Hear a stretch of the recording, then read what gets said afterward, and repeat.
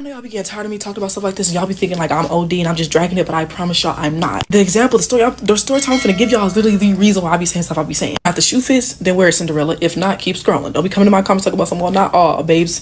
Yeah, majority, but not all. Y'all be thinking I'm lying when I say that a lot of white women, literally, they do not like seeing a black woman do better than them. They do not like seeing a black woman who is prettier than them. They don't like seeing a black woman that overpasses them. As long as you're not doing better than them, then they're good. I'm friends, she's black, with a girl who runs track, and I was spending some time with her, like, you know, talking with her. I talked to her in a minute. I'm sitting on the couch or whatever, I'm on the phone, and I'm talking to her, and she's telling me about this teammate who's also her roommate. She's white. She started telling me about the passive and microaggressive behavior that her teammate would show her during practice and in her dorm room. And I'm like, okay, what do you mean? Explain. She told me about a situation where, like, every day at practice she beats her. Her times are always faster than hers. Like, you know, she overpasses her in everything she does. She said she would look at her white teammate whenever they would get done running and ask her if she's good, if she's okay, because she'd be huffing and puffing and breathing hard like she ain't took a breath in hours. And she said the white girl would just like side eye her, give her a dirty look, or just won't say nothing. Then she said there was this one time when they were in practice and they were doing time trials and they were running and whatnot, and she ended up beating her. My friend, the black girl, she's not the fastest on her team. There's maybe like a few people that's faster than her by a little bit, but she's like top 3, top 5. And the people that's faster than her, maybe by like a little bit, are not black, but still. There was one day in practice they were doing the time trials, and after everybody got done running, her roommate, the white girl, starts crying, and people start surrounding her, asking her what's wrong, and her teammate looks at her, not the other girls that's faster than her. She looks at my friend, the black girl, and goes, she can't be better than me. She can't be better. She can't be faster than me. Like, white women do not like seeing black women surpass them. Like, I kid y'all, I'm not making this up. I looked at my fan, because we over the phone. I'm looking at my friend, I'm like, she said that out loud, or did she say that to you, or did you just hear it around the grapevine? She said no, she said that out loud. That's what she told the people that was checking on her, that was asking about her. She was like, she said it out loud. She said she cannot be better than me. She cannot be faster than me. Mind you, my friend, the black girl, is not the fastest on the team. She's top 5, but she is not the top fastest. Top fastest are not even black. But it's like she picked my friend down and was like, oh, she can't be better than me. She can't be faster than me. Do y'all see what I'm like? Do y'all see what I'm talking about though? Like, do y'all see what I mean? It's like, I was having a conversation with my best friend like a week ago, and we got a kind of like a mini argument about this, because he was trying to say, well, Shay, not all white people are bad, not all white girls are bad. And I said, I'm not saying every white person is bad. You got to read the fruits of their spirits first. I was explaining to him, bro, a lot of these white people will smile and kiki in your face, because I think I've seen videos and I've met her teammate before. She's really sweet, super nice. But I was like, a lot of these white women will smile and kiki and haha in your face. A lot of these white people will smile and kiki and haha in your face. But when you're not around, you're having conversations with their families about how they feel about black people, how they feel about people of color. Low key, they be hiding, you know, envy in their heart. They be in these one-sided competitions with you. My friend was literally telling me that there's times where she would do things and say things and try to pick fights with her, and you could tell that she's doing it just to get a reaction out of her. That's why I'm not saying all white people are bad. I'm not saying all white women are bad. I am not. You know, I can read the fruits of the spirit of someone, and I can tell if they're like, you know, a genuine person or not. A lot of y'all, when you're dealing with white people, especially as a black woman, when you're dealing with white women, this is a tick for tack game. And I promise you I win every time. This is a tick for tack game with them. You gotta have strategy when dealing with them. I told my friend, I said, you need to make sure you're praying over yourself. I said, you need to make sure you keep yourself prayed over, watch your back and whatnot, because to be around someone like that is dangerous. So it's very obvious that she's envious of you. It's very obvious that she's in this one-sided beef with you. And I said, anything that she can do to trip you up, get you in trouble, do anything to screw you up, she's going to do it. And then play victim and act like she ain't do nothing. I said, you need to be careful. This is what I be talking about. Like, I know y'all be thinking, oh, Shay's dramatic, Shay's just so super pro-black. No, like, these are real life situations that people are going through. It's a dangerous position to be in. Like, I don't.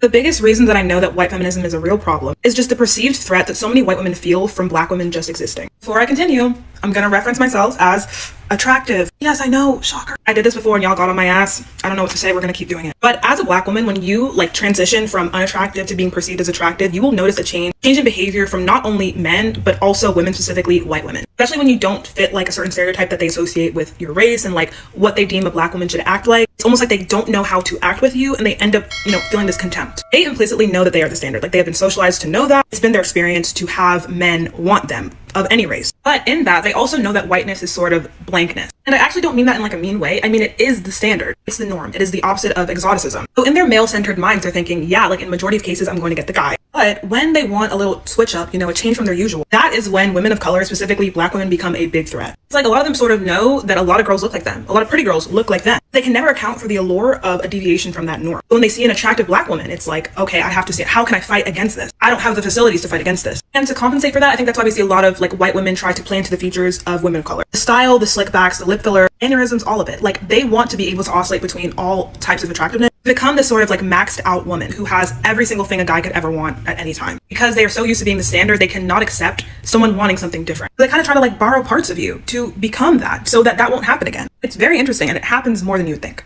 My mom told me about a video that she saw on TikTok basically saying, I don't like when pretty women are confident. And I don't really have too much to say about that part. But something that I have noticed is when I'm in rooms with white women, and it's majority white women, they almost don't even acknowledge me. Every time I'm in a room full of white women or a bunch of white women are in the area, most white women, unless they're older, unless they're literally 60 plus, anytime I'm in rooms with women who are around my age, young or middle age, like in their 40s, they literally don't acknowledge me. Like they don't even address me as a human. If I'm talking to them, if I'm around them, if I'm in their spaces, like literally act like they don't see me. Like, don't get it twisted.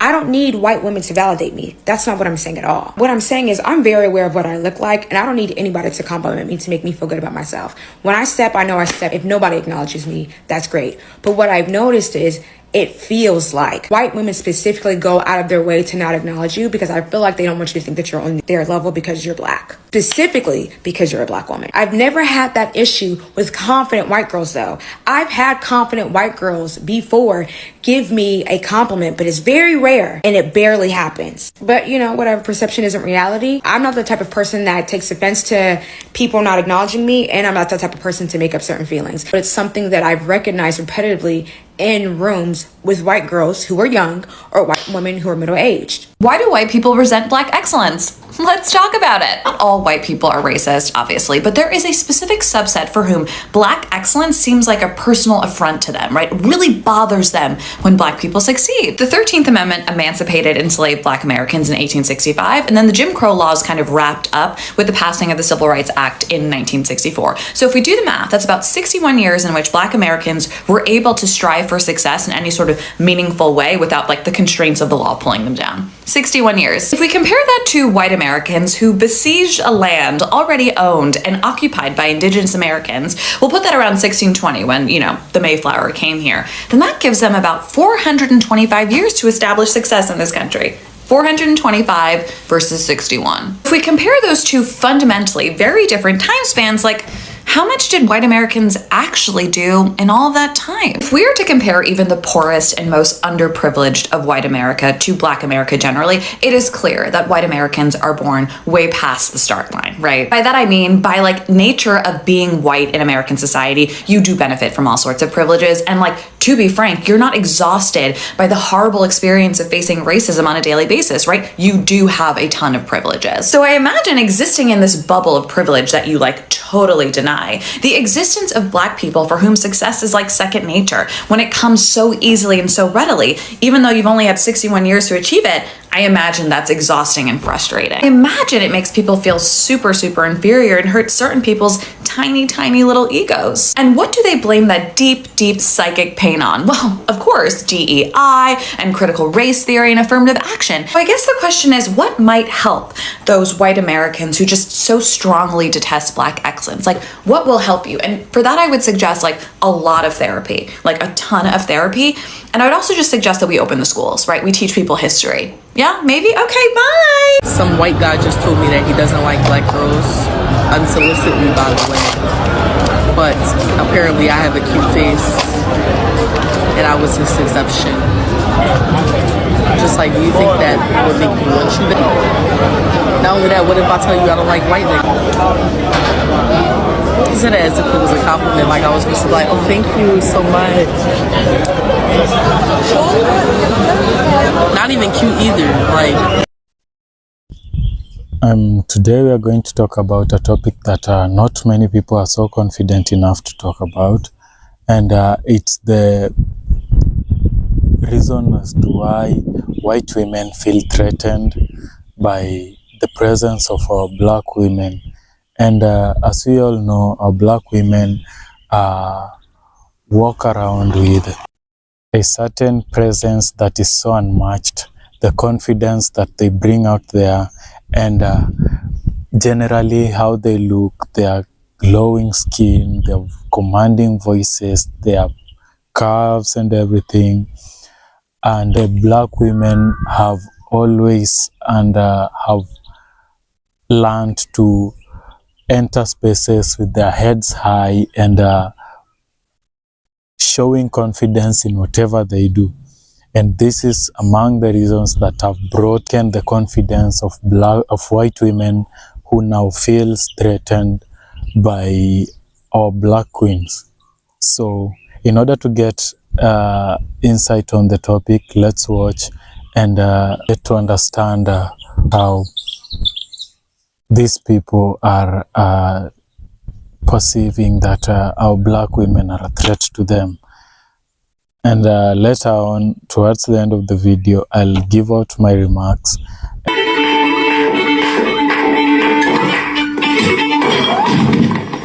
Sell her. What's all this? You will sell the niggers. Sell little Pats? She picked with more vigor than any other nigger. Choose another to go. No other. Sell her. I will not. You will remove that black bitch from this property, or I'll take myself back to Janesville. She giving him an ultimatum. She said, remove that black girl, sell that black girl, or I will leave. Your white queen will leave. And what does he say? Back to that hog's trough where I found you. Back to that hose trough where I found you. She wasn't nothing but a scallywag. She was nothing but one of those Caucasian indentured, some would say, neoclassical slaves, okay? This woman was nothing but a hoe from London, sent to America. He found her in a brothel, and now she thinks that she can dictate. Oh, wait a minute. He said, I'll send you back to the brothel I found you in. Why do white people pay so much attention to black people if they don't like them? You would think if you didn't like something, why would you be paying attention to it? I don't pay attention to things I don't like. What's the answer? The answer is the liar knows what lie he told. You see what I'm saying? So even if I made it deceitful and I made you think that the answer is over here, but the answer is really over here, I'm still going to be looking over here. Me, the one that tricked, because I know this is the right answer. Black people have lost their identity, but our oppressors have not lost our identity. That's just why they chopped those noses off of the Pharaoh and the Sphinx in Egypt in the first place, is because without this nose, we can tell you this is whoever it is. But with that nigga nose, it can only be niggas. Why would somebody vandalize a whole face and only vandalize one part? Nobody wanted to knock an eye off or take an ear off or no chins missing. Nope, just the nose. I'm in these non-toxic groups on Facebook where people live non-toxic lives and we're looking for non-toxic recommendations for the products that we use. And I made a Facebook post, this was a while back, and I was like, I'm looking for Black-owned non-toxic hair product recommendations for my entire family who has various hair types. And my post was just met with so many white women who are like, that's racist. Why are you looking for Black owned? I'm telling you, this post got endless comments full of hatred. Like, it just kept coming and coming and coming. You support Black businesses to get rid of the racial wealth gap. Like, it's seriously the least that you can do. It's the easiest thing that you can do. So I was like talking with these people in the comments, and they're coming at me and they're attacking me. And it brought out a side of me that I'm not proud of. I called them what they were. And basically, my entire post got taken down. And so I didn't get any answers. But if this isn't a really good example of how white people don't want Black people to succeed, I don't know what is. And so if you have any good recommendations for non-toxic products in general that are Black owned, I would love for you to drop them in the comments, because I did get a couple of answers, but the post got taken down so suddenly that I couldn't write them down. And then some that we found that we ended up trying just didn't work out the way that we hoped. We have hair types ranging from 4A 2C, and hair like mine. I'm always looking for Black-owned businesses that I can support in general, and products that are non-toxic are a big plus. Look, I need y'all to understand something, okay? Because I know some of y'all might think I'm a bully, and I'm not. I just stand on business. I stand all the way on business, and I don't make any apologies for it. I, as a light-skinned woman, would never sit in the face of a brown or dark-skinned sister and gaslight her and act like, oh, we the same, and we've had the same experiences, and just ignore colorism. I would never do that, because it would be insulting to them to sit in their face and act like they didn't go through nothing, because I, as a light-skinned woman, went through the same thing when I know damn well that that's not true. I told y'all this, and I'm going to say it again. I grew up getting my ass beat by dark-skinned girls, not even understanding what colorism was at that time, because as Black people, nobody talks about it when we're growing up. We're just now at a point where we can talk about colorism and how it affects us all, right?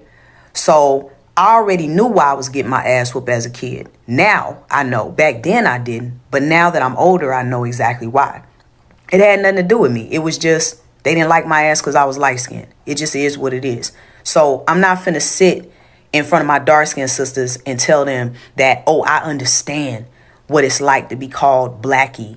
Oh, I understand what it's like to be told, hey, stay out the sun, you're getting too dark. I've never been told that. Nobody's ever said that to me. So understand that that's the same way I feel when it comes to biracial women. I'm not finna let no biracial woman sit in my face and tell me that we're the same, when you know damn well we're not. When you know damn well that Black men are putting you on a pedestal because you're biracial. When you know damn well that the majority of y'all are growing up without your Black fathers in the home. So you're growing up with your white side or your Hispanic side or your Asian side, and you want to sit in a Black woman's face and tell her that we're the same. You got me fucked up. You will never be seen as the same over here. There are levels to this shit, and everybody needs to see that and respect that. That 1% drop rule, man, that shit died out years ago. Ain't nobody fucking with that. I don't care if you 1%, 2% Black. You're not Black. It just is what it is. And I don't have to see you as Black, and I'm not gonna see your motherfucking ass as Black. And ain't nobody and can't nobody make me see you as Black. So the same way I respect my dark-skinned sisters and the trials that they go through, that's the same way biracial women are gonna respect my trials and the shit that I go through. Because when you're in my face, I'm going to make you respect it. Everybody should be proud of being who they are, and that means everything that you are. There is no reason in 2025 for any person who is biracial, who is mixed, who has two parents that are different races, to be sitting up here clinging onto Blackness. There's no reason for that. You have an entire community of biracial people that understand you, that because they go through the same thing. So that's what I would be doing if I were a biracial person. If I had parents of two different races, I would focus on being proud of being both and find a community of other biracials who are also both. So that way we can uplift each other. I wouldn't be getting online or getting mad at Black women for not accepting me for being a Black woman when I know damn well that's not what I am anyway. So I said what I said, and I meant what I said. And for those of you who've been following me a long time, you already know where I'm coming from. You know where my heart is. I ain't got to explain that to nobody else. But the point is we all need to be proud of who we are and stop expecting other people to see us as something else. Ain't nobody better than nobody. Ain't no color better than nobody. Ain't no race better than nobody. And the sooner people can be proud and accept themselves for who they are, we will no longer have a need to have these conversations. So hopefully everything I said makes sense. If it don't, I don't know what to tell you. It doesn't matter how many times it happens. I'm continually shocked at the ways other women who are seemingly girls or liberal or for women's advancement are just so triggered by Black women thriving. I think it's one thing to be accepting and not openly hostile to people who are different from you, but it's another thing to deal with the deep-seated fear that patriarchy and patriarchal cultures instill in women, which is that there's only so much protection, there's only so much privilege to go around, and you need to protect what's yours. I find too with a lot of women is that if you believe, if they've already convinced themselves that what they have, like they've convinced themselves to like what they have and not go for more, it's really disconcerting to see another woman, especially a woman who you have been taught or socialized to believe should want even less than you have, believing she's worth more or believing that she deserves and should go after what she wants. I think people look at someone like Bozoma St. John, the former CMO of Netflix, and they think she should just be happy that she was allowed to be in the building. Why does she have to be so loud?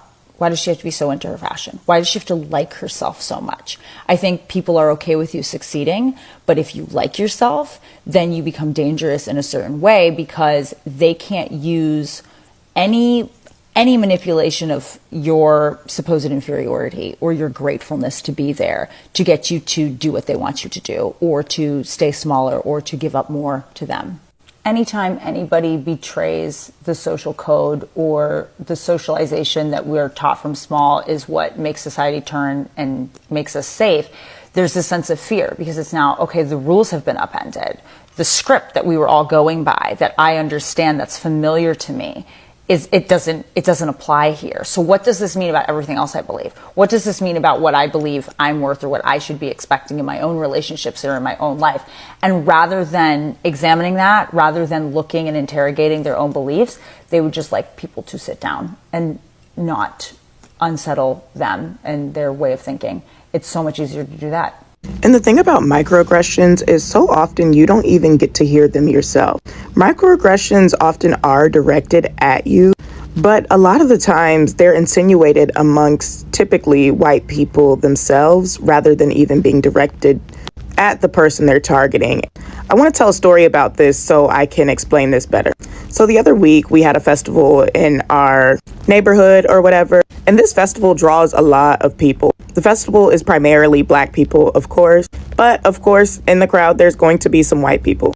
Now, when this festival really gets popping, you're going to be moving through crowds of people. Some people are going to be walking the opposite way. Some people are going to be walking the same way you're going. Either way, y'all are basically brushing shoulders. So I'm walking in front of a group of white guys. Again, they're in a pool full of Black people. So I already knew something was going to come up that was interesting to hear. Now, on the other side of us, a group of what we would define now as YNs, but basically boys with like Black clothing, maybe a ski mask like rolled up, walk by us. Now, the white dude behind me decides this is an appropriate time to make a joke saying, "Hey, do y'all want to get out the street and walk on the sidewalk?" And all of them laugh. So I turned around and I said, "You're scared of those little boys?" They were shook. And I knew I didn't peep them wrong because they weren't in a rush to be like, "Oh no," they weren't offended by the fact that I caught them. They were shocked about it. You see, amongst them, he threw out a microaggression, but those boys didn't even hear it. Amongst them, he insinuated that it looked like danger was coming their way simply because of how these kids were presenting themselves. And when I say kids, like these couldn't have been boys over 17 years old max. And when he was called out about it, he didn't even have the time to fake as though that's not what he meant. And he tried to brush it off. And I knew he had been caught because all conversations stopped after they got caught, although they were laughing and giddy before. See, microaggressions are brought to the surface only when the group has dispersed amongst each other, enough of them for them to get public saying it out loud, especially saying it out loud directed to the person. Wherever microaggressions exist out loud, macro racism exists within the in-groups that are contributing to it. Those men didn't expect me to hear them. Those men didn't expect me to say anything to address them. And at some level, they probably thought Black people weren't smart enough to even peep such microaggressions. But this is how it goes when white people are in privacy with each other oftentimes. They make jokes at our expense, even while visiting our communities and our festivals, hoping we don't hear them. and then using plausible deniability when they're called out. Nobody is safe from microaggression. As I said, they were directing these at young kids while being grown men looking about 30 or more. Child, I was on TikTok the other day, y'all, and I can't even remember the post, but baby, I went to those comments. Y'all gotta go to the comments. Sometimes it don't all the way be that post, it be the comments.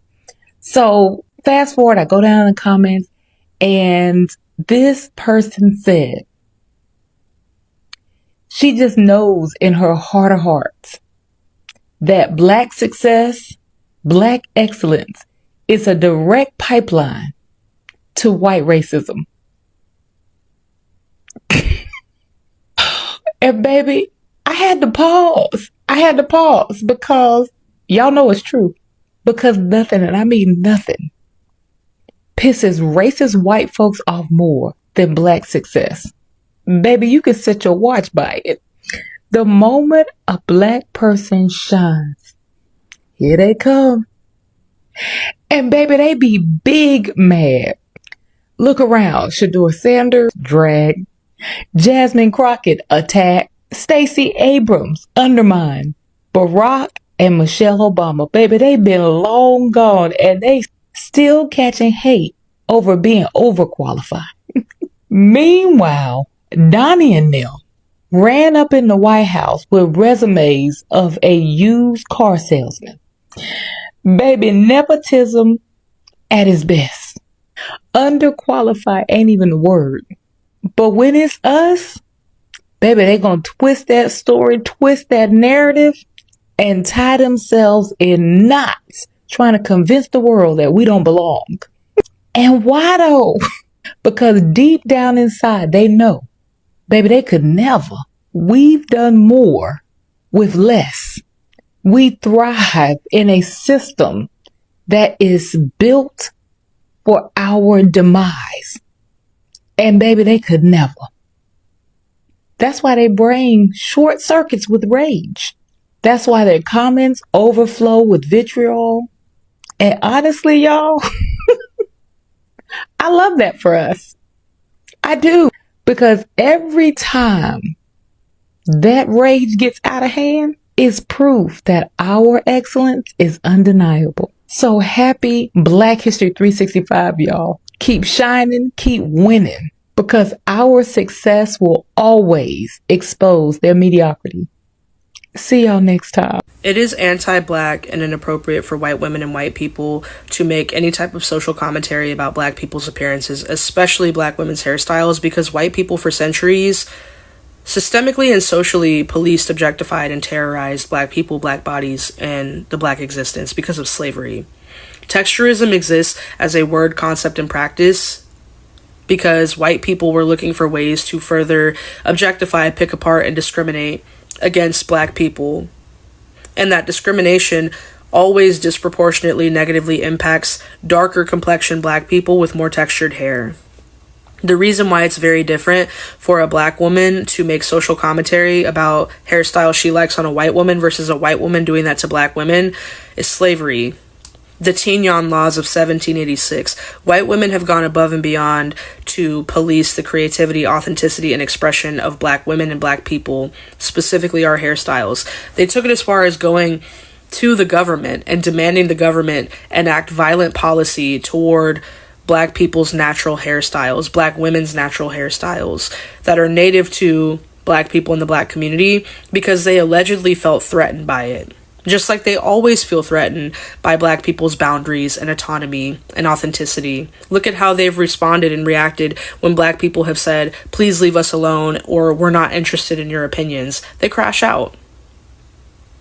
In 2019, the government passed the Crown Act because Black people were and still are being discriminated against on the basis of hair texture. And there were Black women in the comments saying, it's not that deep. I'm Black and I don't have an issue with this. They were going as far as thanking these white women for their backhanded, dog whistle, misogynoirist, anti-Black comments about our people and our culture. White people know what they are doing. These are the same people who enslaved us. They absolutely know what they are doing when they are testing out their dog whistle racism. And every opinion coming out of the Black community does not reflect the Black community, especially not commentary enabling their racism, enabling their anti-Blackness and misogynoir. If you think it's not that deep, it's either because you're not that informed, your racial self-esteem is not that high, you don't experience that type of discrimination, or you do, but you are in denial about your own victimhood in a system of white supremacy where you are being harmed on the basis of being Black and a woman in any other intersection. Because it would be that deep if it was happening to you. Welcome again, guys, and here are my remarks. So, Black women, we know they walk out there and they're the, let's say, the people who embrace style. They embrace culture, and mostly you find out that even on TikTok, most challenges are undertaken by the Black women, and most TikTok challenges are done by Black women, and these are people who have not in any way gone astray and away from their culture, but instead they have embraced it and been proud of it, and made themselves love their culture, and also made it something that people from other races and all other walks of life love the Black culture. And this is among the reasons as to why most white women are finding it hard to comprehend the fact that these are people who have outgrown the old narrative of being ruled around and having to do things that were against their own will. Black women are also people who have this energy that most people would want but cannot get, you see. So white women would want to have the energy that the Black women are having, and they cannot just come into terms and be able to generate that natural energy that makes everybody else love the Black women without having to put in any effort. Another thing is that most people have gotten away from the illusion that white women are the standard of beauty, and most people are now, we could say, most people are now appreciating the natural hair, the beautiful curves, and the glowing skin, the melanin, and all things about the white women are being appreciated with the recent world, and people are now embracing the Black women, and this is so evident even in the runways. You find out that there are more Black models compared to the past, and the more Black models are coming up, and people are embracing that, and people are loving what Black women are doing with their beauty.